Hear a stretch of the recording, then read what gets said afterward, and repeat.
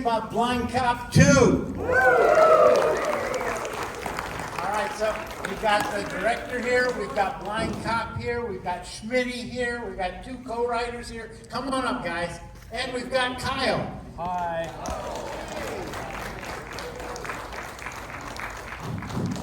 Check 1, 2. Check. Give it up for Kyle. All right. Who wants to see Kyle in Blind Cop 3? Oh, this one. Let's rock and roll, folks. I'll just project this one. All right. First off, whoa. Where did that come from, if you don't mind me asking?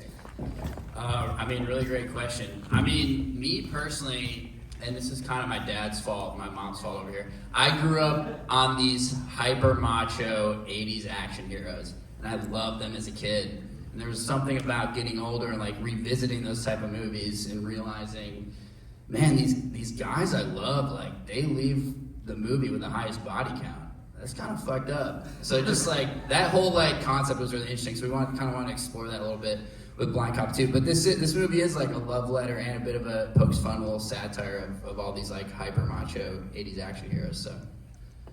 All right. Well, first off, before we get into it, let's go down the line and introduce ourselves for these lovely folks that are staying with us. I'm Alec Bonk. I'm the director and one of the writers on Blind Cop 2. And I'm George Fearing. I play the Blind Cop. Woo! Yeah. I'm Isaac McKinnon. I play Schmidty, and I'm also a co-writer of the script. Woo. And I'm Augustinl Huffman. I am the cinematographer and also co-writer on Bonk Up 2. All right. Now, obviously, there is no Blind Cop 1. Did you go into this planning a Blind Cop 1, or was this always the idea from the jump?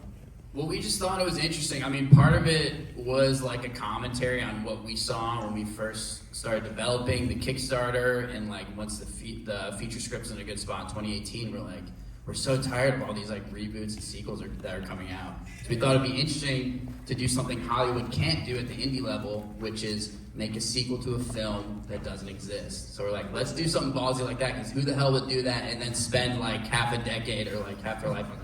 So that's kind of where that came from. And what was interesting is now in 2025, that hypothesis has just gotten even like more resonant today.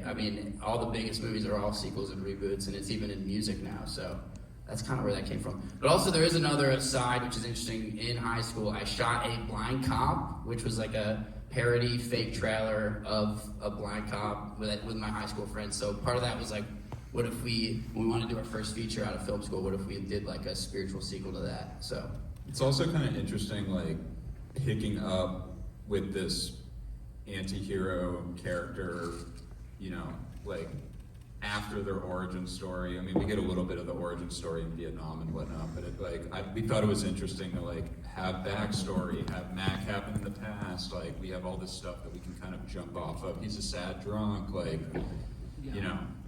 it kind of gave us space to just like imagine what his past was. The phrase I would latch onto there is the term spiritual successor, because I feel like in a way what we talked about during the process of creating it was this film is almost a spiritual successor to an entire genre, an entire era of, like hyper macho, hyper violent action films that dominated and kind of defined American cinema for the better part of 20 years.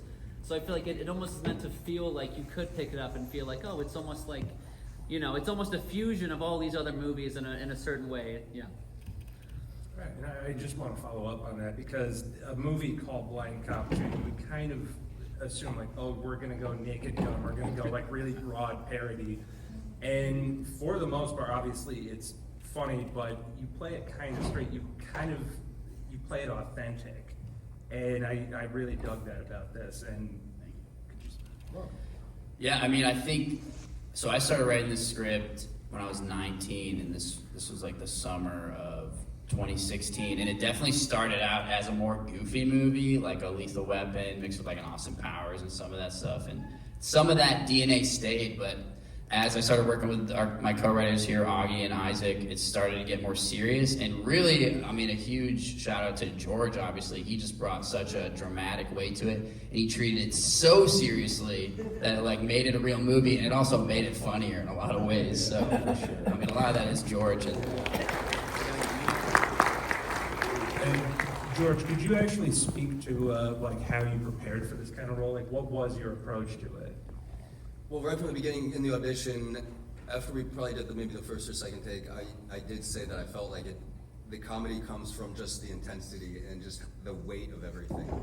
Balanced out with the goofiness keeps it grounded. And as far as preparation, I just grew up watching all of those movies every Saturday and Sunday afternoon, from Dirty Harry to Lethal Weapon to Death Wish, Terminator, Predator. So, yeah, I know those characters, they can't grow or advance on any level because there has to be a sequel, and the sequel is part of the genre. And so, one thing I love about it is at the end, rather than learn from it, he just doubles down. Like he's ready to take it a step further. Yeah. Like look at everything, not only was it justified, it's like we can make more. Yeah. Kill even more people. Yeah, I think that ties into those type of characters. His character arc is more like a character circle. It's like he arrives back, he reaffirms what everything he believed was like, I was never wrong in the first place. Yeah. Because if there is any growth, if he does meet the pretty girl or get over the death or any of that, there can't be any sequel. Right. Like, there's no Blind Cop 4. Nice. But okay, so I am thrilled and astounded that you were able to make an action movie on a low budget. You were able to pull off, this. How difficult would you say that was? What did that look like? I was 19 when I started. I'm 29 now. So, that's like, it really, the trick was to do it at low budget. We just had to spend years and years on it. So first principal photography started in 2019, where we shot most of it in central New York and Syracuse. And we had a Kickstarter backing, but it was only $20,000. And for those of you that know movies, like most people shoot short films with that. So we quickly ran out of our money, and then I had to run up a credit card and do all this stuff.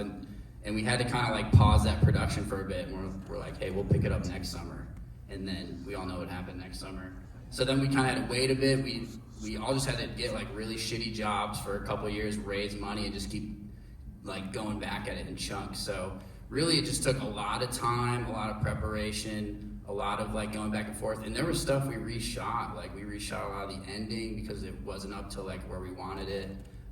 So it was really just a lot of trial and error, and it was just a long length of time. And on the specifically the action note, when we started with the writing, we're like, why doesn't anyone do low budget action movies? That'd be cool. And then you're shooting action, you realize it takes 8 hours to shoot 10 seconds of footage, and you're like, oh my god, so that the ending kind of hallway stuff, we took hours rehearsing squibs and all sorts of stuff. Yeah, we also had the bright idea. We're like, we'll do it all practical. That would look sick. And then you have to deal with that on set. But I'm so happy we did, because once you get in camera, it just looks so much better. It looks so much more real. So I will say also, part of all of the painful sort of failures and missteps and misfortunes that we had to endure in the earlier parts of the production were things that we used to strengthen ourselves as filmmakers. And all that stuff at the end, I feel part of why we're so proud of it is because we used everything that we learned along the years to really crystallize everything and make that ending totally explosive. And that's probably one of my favorite parts of it is watching that ending sequence. I do gotta say, what also is crazy is George and Isaac did all their own stunts, and which is huge. You guys definitely got hurt. I remember there's days you guys got bruised. George, you got hurt in many ways if you want to talk about it. But also what's crazy with George's stunts is he had blackout sunglasses the whole time that we spray painted, so he was pretty much actually blind doing these fight scenes. And yeah, it was crazy. Oh, you asked about preparation earlier. That was one of the first things I asked, is if one of the glasses we have could be blacked out. So in certain scenes, I wouldn't have to, you know what I mean? Maybe a little vision on the periphery, but blind people have that. Some do. And also, rather than thinking about being blind, just think about doing everything opposite as somebody who could see would do.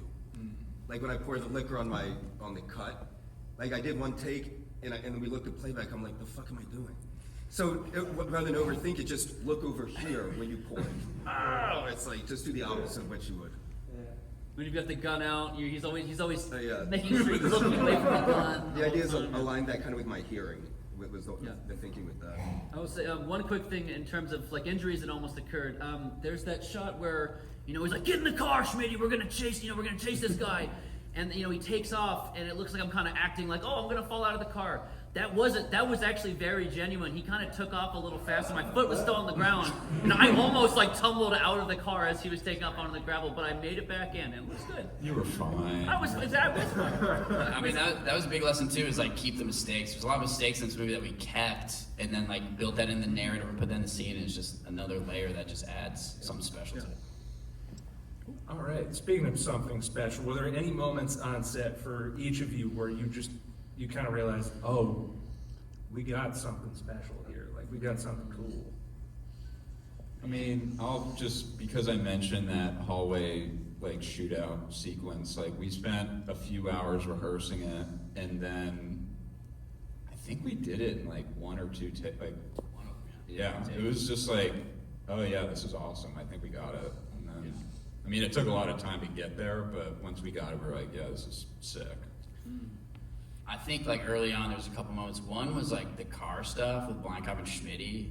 That was like so fun for me because it was just them acting in this car that we're actually towing on live roads. I don't recommend this, but it looks great.